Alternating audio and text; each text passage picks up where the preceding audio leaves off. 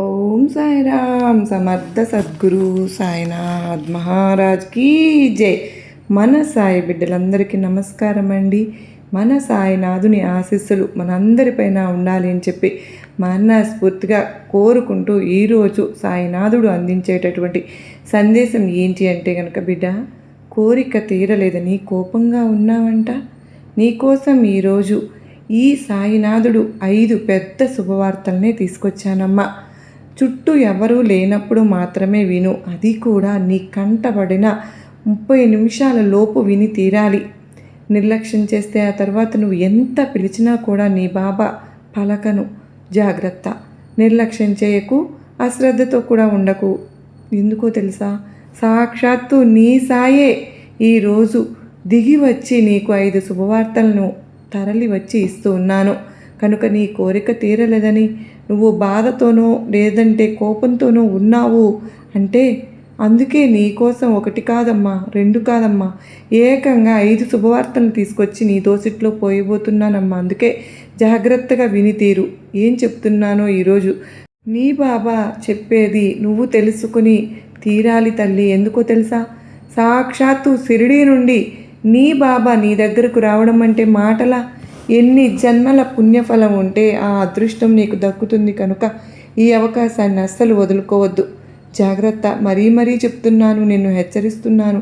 ఇంతలాగా ఎందుకు చెప్తున్నాను? ఇంతకీ నేను షిరిడీ నుండి సాక్షాత్తు నీకోసం 5 శుభవార్తలు, ఆ గుడ్ న్యూస్ని ఏమి ఇవ్వబోతున్నాను అనేది తెలుసుకోవాలి అంటే ఖచ్చితంగా నీవు సాయిబాబా సన్నిధి ఛానల్ని సబ్స్క్రైబ్ చేసుకుని ఇలాంటి శుభవార్తల్ని చెవిన పడేలాగా చేసుకోవాలి. ఎందుకంటే సాయి బిడ్డలు ఎంతోమంది ఉన్నారు.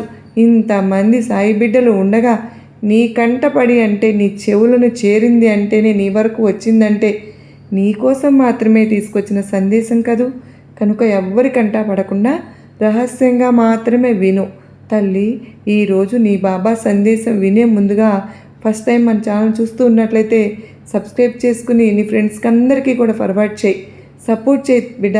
ఇక్కడ నీ వీడియోలోకి వస్తే కనుక బిడ్డ, ఏదో ఒక కోరిక నీకు తీరలేదని బాధపడుతున్నావు కదూ, నువ్వు ఆలోచన పెట్టుకున్నావు కదూ, నిన్ను భగవంతుడు వదిలేశారు అని కూడా దూషిస్తూ ఉన్నావు. ఆ కోరిక నీకు తీరలేదని ఎంతగానో బాధపడుతూ ఉన్నావు.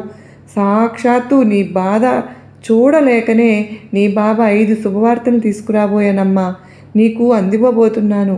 సాక్షాత్తు నీ బాబా షిరిడీ నుంచి దిగి వచ్చి నీకు అందించబోతూ ఉన్నాను. అయినా సరే నీ కోరికలు ఎందుకు మిగిలిపోయాయి? ఎందుకు బాధపడుతున్నావంటే నువ్వు సరిదిద్దుకోవాల్సినటువంటి తప్పులు కూడా కొన్ని ఉన్నాయమ్మా. నువ్వు మార్చుకోవాల్సినటువంటి కొన్ని లక్షణాలు, గుణాలు కూడా కొన్ని ఉన్నాయి. ముందుగా అవేంటో చెప్పి ఆ తర్వాత నీకు నీ బాబా చెప్పేటటువంటి ఆ గుడ్ న్యూస్ ఏంటో చెప్తాను. జాగ్రత్తగా వింటావు కదూ. అయితే ఎవ్వరు లేనప్పుడు మాత్రమే, చుట్టూ ఎవ్వరు లేకుండా ఒంటరిగా ఉన్నప్పుడు మాత్రమే నువ్వు ఈ సందేశాన్ని అయితే వినాల్సి ఉంటుంది, చూడవలసి ఉంటుంది. ఎందుకు నీ బాబా ఇలా చెబుతూ ఉన్నాను, ఇలా హెచ్చరిస్తున్నాను అన్నది నీకు తర్వాత తెలుస్తుంది. కనుక జాగ్రత్త. మరో 5 రోజుల్లో నీకు ఈ 5 పెద్ద శుభవార్తలు నీ చెవిన పడబోతున్నాయి, నీ కంట పడబోతున్నాయి. కనుక జాగ్రత్తగా వాటిని అందుకో. ఏమాత్రం కూడా నిర్లక్ష్యం చేయవద్దు. ముందుగా నువ్వు తెలుసుకోవాల్సినటువంటి తప్పులు ఏంటి, సరిదిద్దుకోవాల్సినటువంటి పొరపాట్లు ఏంటి చెప్పనా? వాటిని సరిదిద్దుకున్న తరువాత నీ జీవితం అద్భుతంగా ఉంటుంది. ఇక నువ్వు ఎలా ఉంటావు, నీ మనస్తత్వం ఎలా ఉంటుంది అంటే నువ్వు నలుగురితో కూడా ఎలా నడుచుకుంటావు అంటే కనుక నీకు కొన్ని తెలియని విషయాలు కూడా ఉన్నాయి తల్లి. ఆ రోజు అన్నీ కూడా నీకు చెప్పబోతున్నాను. నువ్వు చేస్తున్న తప్పులు ఏంటో, పొరపాట్లు ఎక్కడ ఎందుకు దిద్దుకోవాలో, ఎలా నడుచుకోవాలో ప్రతి ఒక్కటి నీకు అర్థమయ్యేలాగా చెప్తాను. ఒక్కొక్కసారి ఇలా ఉంటావు అంటే నీ మనసులో అన్ని విషయాలను అన్నీ బయట పెట్టవు, కానీ కొన్ని విషయాలైనా సరే గోప్యంగా అయితే ఉంచుతావు. అంటే గూఢాచార సమాచారాన్ని చక్కగా పనికొస్తావు నువ్వు. ఎందుకంటే ఏదైనా గుట్టు రాబట్టాలంటే దిట్టంగా రాబడతావు, కానీ అంత తెలివి ఇక అబద్ధాలు చెప్పాలంటే మాత్రం నీ దగ్గర చాలా కష్టమే. ఇతరులు చెప్పే విషయాలు కూడా నిజాన్ని తేలిక గ్రహించేస్తూ ఉంటావు. అంటే ఎవరైనా అబద్ధం చెప్పారనుకో, ఇట్టే పసిగట్టేస్తావు అబద్ధం చెప్పుతున్నారు అని. అంతటి తెలివితేటలు కూడా నీకున్నాయి. కనుక సిద్ధాంతాలు రోజు రోజుకి మార్చుకునే మనస్తత్వం అయితే నీది కాదు. కానమ్మా, దృఢ సంకల్పం నీ జీవితంలో నువ్వు మంచి స్థితికి రావడానికి ఎంతగానో కష్టపడుతూ ఉంటావు. నీకు మంచితనము, పట్టుదల ఎంతో అధికంగా ఉంటుంది. కానీ చివరికి అంటే చాలా కోపం కూడా ఎక్కువనే చెప్పుకోవాలి. దీనివల్ల అనేక మంది నీకు శత్రువులుగా ఉంటున్నారు. ఎందుకో తెలుసా, ఎక్కువగా కోపంగా ఉంటుంది నీకు. కనుక అలాంటి కోపం ఉన్నవారు అంటే ఎదుటివారికి కొంచెం శత్రువులు పెరుగుతారు, శత్రుత్వం పెరుగుతుంది. నీకు కోపం ఒక్కసారి వచ్చేసిందంటే అది ఎంతో తారాస్థాయికి వెళ్ళిపోతుంది. తారాస్థాయిలో ఉంటుంది కనుకనే నీతో జాగ్రత్తగా ఉండాలి అని నీతో ఉన్నవాళ్ళు కోపం వచ్చే పనులు ఏవి కూడా చేయకుండా అలా ఉండడానికైతే వాళ్ళు ప్రయత్నిస్తూ ఉన్నారు. ఎక్కువగా నీకు కోపం వస్తుంది అంటే కోపానికి ఖచ్చితంగా నీ కోపానికి ఎవరో ఒకరు నీ చేతిలో బలి అయిపోవాల్సిందే. బలి అంటే కొట్టడమే, ఇంకోదో చేయడం కాదు. నీ నిర్లక్ష్యానికి గురి అవ్వవలసి ఉంటుంది, నీ మాటలకు గురి కావాల్సి ఉంటుంది, నీ అసహనానికి గురి కావాల్సి వస్తుంది. ఏంటి అంటే అది సూటిగా మాట్లాడుతూ ఉంటావు. ఆ మాటలు విని మనసు గాయపరుచుకోవడం కంటే వీరికి కోపం తెప్పించకుండా ఉంటే మంచిది కదా అన్న ఆలోచన కూడా నీ కుటుంబ సభ్యులకు వచ్చేసింది. నీతో ఉన్న వాళ్ళు అప్పుడప్పుడు వాళ్ళకు కలుగుతుంది. అందుకు నీ కోపం తగ్గించుకోవడానికి, తెప్పించకుండా ఉండటానికి ప్రయత్నిస్తూ ఉంటారు. కోపం వచ్చే పనులు చేయకుండా ఉండడానికి కూడా ప్రయత్నిస్తూ ఉంటున్నారు. అయితే ఎంత కోపం వచ్చినప్పటికీ కూడా అది నీకు కాసేపే ఉంటుంది. నీ అంటే తాటాకు మంటలాగా అలా బగ్గును రాజేసుకుని చప్పును చల్లారిపోతుంది అనమాట. ఆ క్షణం ఉంటుంది చూసావు, ఆ కాసేపు అల్లకల్లోలం సృష్టించేస్తూ ఉంటావు. అందుకేనమ్మా నిన్ను బోలాశంకరుడు అని కూడా చెప్పుకోవచ్చు. ఎందుకంటే బోలాశంకరుడికి కూడా కోపం ఎలా వస్తుందో అలాగే అంతకంటే ఎక్కువగా ఏదైనా నువ్వు భక్తితో కోరావనుకో చక్కగా అడిగినవన్నీ కూడా క్షణాల్లో అమర్చేస్తూ ఉంటారు మహాశివుడు. అంటే బోళాశంకరుడికి కోపం వస్తే కోపంతో పొంగిపోతాడు, ప్రేమ వస్తే ప్రేమతోనూ పొంగిపోతాడు. నువ్వు కూడా అలాగే అని చెప్పాలి. ఏదైనా తప్పు చేసి బోళాశంకరుని నన్ను తప్పు అయిపోయింది, నన్ను కరుణించు అని శరణు కోరమంటే వెంటనే అనుగ్రహించేసి కోరికలు తీర్చేస్తూ ఉంటారు కదా. అలాగే నువ్వు కూడా ఏంటి అంటే నా తప్పు మన్నించు, నేను తెలుసో తెలియకో ఇలా చేశాను అని ఎవరైనా అనగలిగారంటే వారిని వెంటనే క్షమించేస్తూ ఉంటావు, అన్నీ కూడా మర్చిపోతావు. దయచేసి నన్ను క్షమించు అని ఎప్పుడైతే వారు అడిగారో, వేడుకున్నారో, ఇక అప్పుడు వెంటనే కూడా నీకు జాలి కలుగుతుంది. తలిచి వెంటనే కరిగిపోయి వారిపై అయితే నువ్వు అనుగ్రహం అనేది కురిపించేస్తూ ఉంటావు. నీలో ఎన్నో సుగుణాలు ఉన్నాయి. వాటిని చూస్తేనే కదా నువ్వు నా బిడ్డమైన బిడ్డవయ్యావు. నిన్ను చూస్తుంటే ఎంతో ముచ్చటేస్తూ ఉంటుంది ఒక్కొక్కసారి, నా బిడ్డ ఎంత గొప్పగా ఎదిగిపోయారు అని చెప్పి. నిజంగా నీ తెలివితేటలకి నేను ముగ్ధుడినైపోతూ ఉంటాను.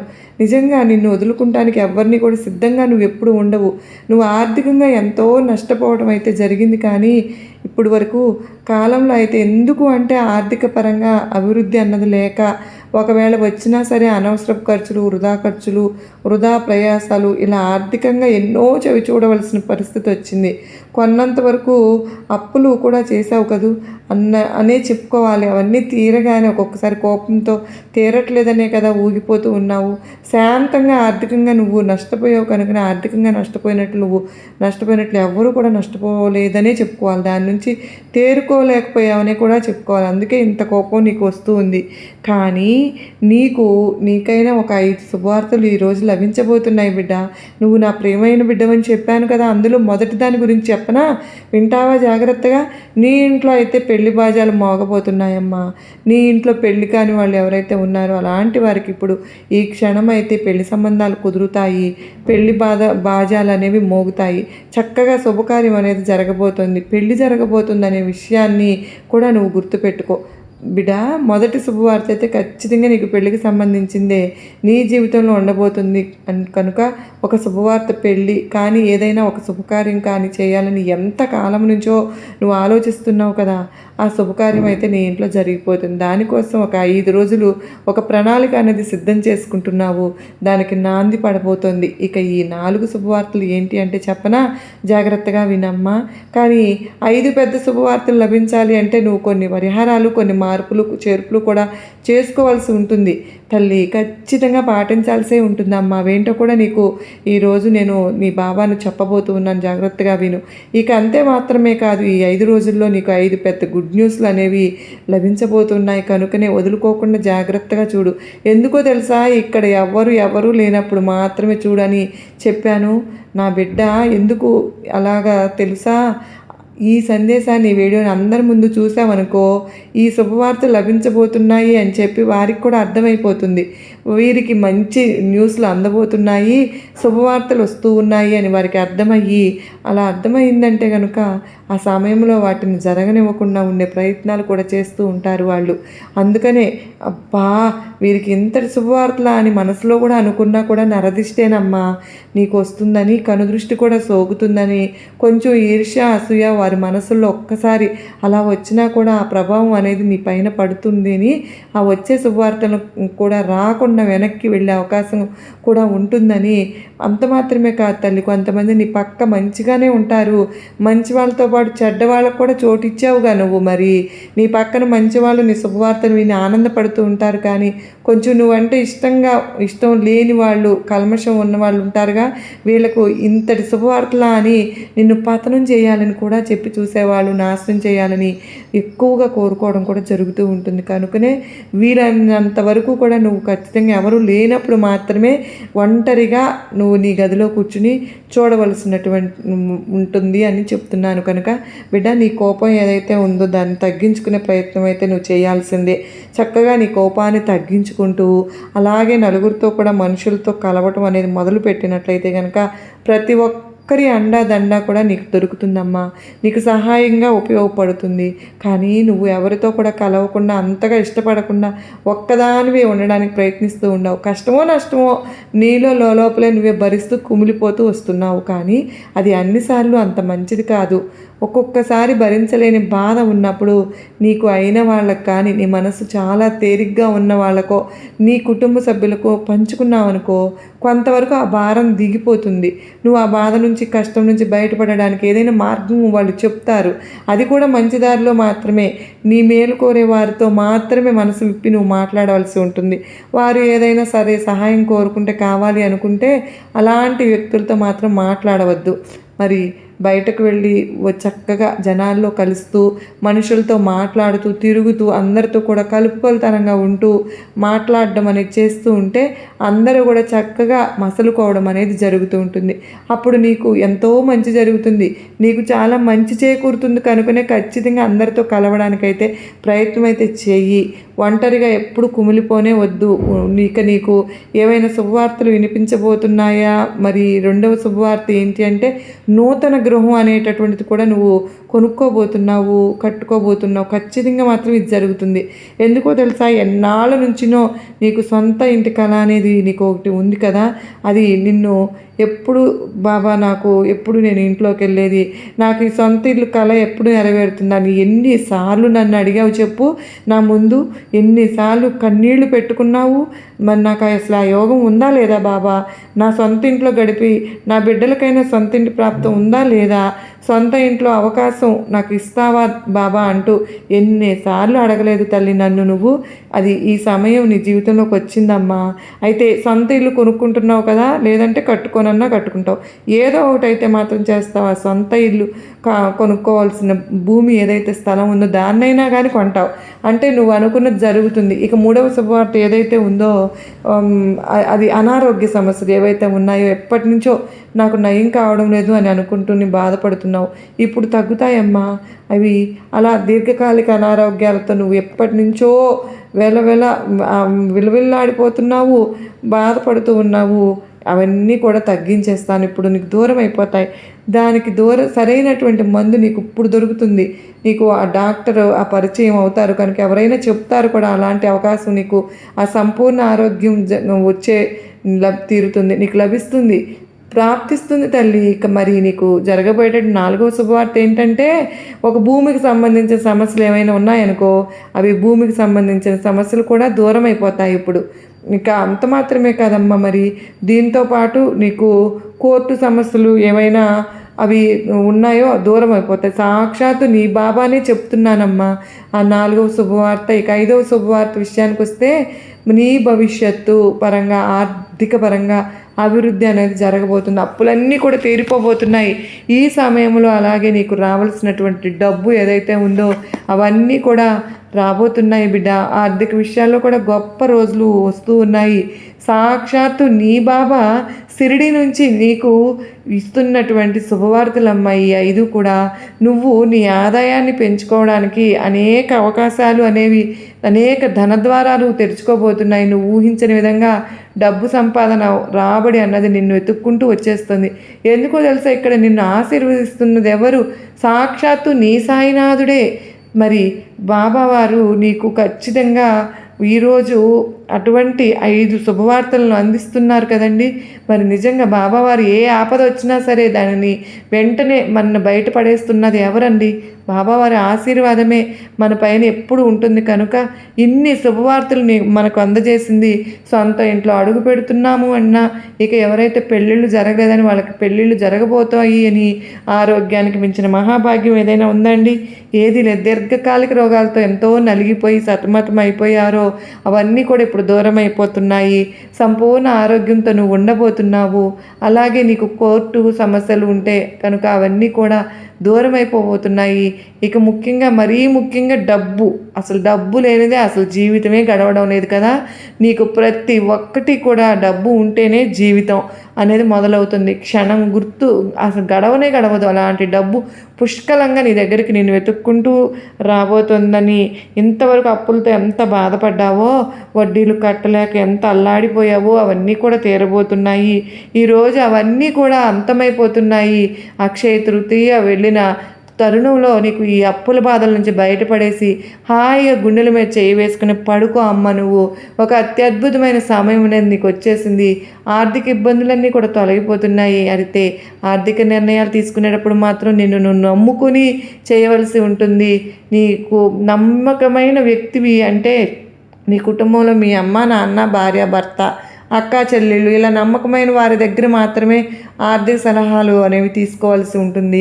ఇక నీ జీవితానికి సంబంధిస్తే మాత్రం నీకు ఒక ఉద్యోగం చేసే చోట కానీ, వ్యాపారం చేసే చోట కానీ, నువ్వు చేసే వృత్తి ఏదైతే ఉందో అక్కడ గొప్ప గొప్ప అవకాశాలు నీకు లభిస్తాయి.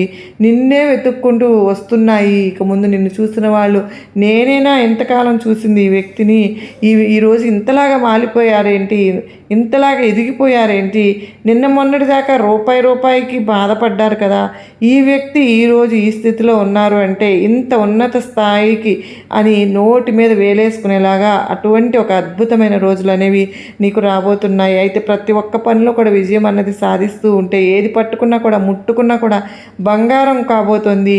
చూసావు కదా, సాక్షాత్తు నీ బాబా షిరిడి నుంచి వచ్చి నీ కోసం అందివ్వబోతున్నటువంటి ఈ 5 శుభవార్తలను కూడా విన్నావు కదూ బిడ్డ. ఇవన్నీ కూడా నిర్లక్ష్యం చేయకుండా చక్కగా అందుకో. నీకు ఈ 5 రోజుల్లోపు ఇవన్నీ కూడా అందుతాయి. ఆలోపు ఒక్కసారి నువ్వు బాబాను ఒక్కసారి దర్శించుకోమ్మా. నువ్వు ఏదైనా సరే దుని చుట్టూ 11 ప్రదక్షిణాలు అయితే చెయ్యి. నీ కోరిక తీరిపోతుంది. ఆ తర్వాత నీ బాబా ఆశీస్సులు ఎప్పుడు కూడా అండాదండగా నీకు ఉండనే ఉంటాయి కదా. మరి సంతోషంగా ఉండాలనే కదమ్మా నీ బాబా ఆశ. తల్లి, నా బిడ్డ సంతోషంగా ఉండాలని ఖచ్చితంగా ఈ బాబా ఈ సందేశంతో నువ్వు ఆనందంగా ఉంటావని ఈ బాబా మనసు కూడా ఆనందంగా ఉంటుంది. కనుక ఎప్పుడు నా ఆశీస్సులు నీపై ఉంటాయి బిడ్డ. సర్వేజన సుఖినో భవంతు.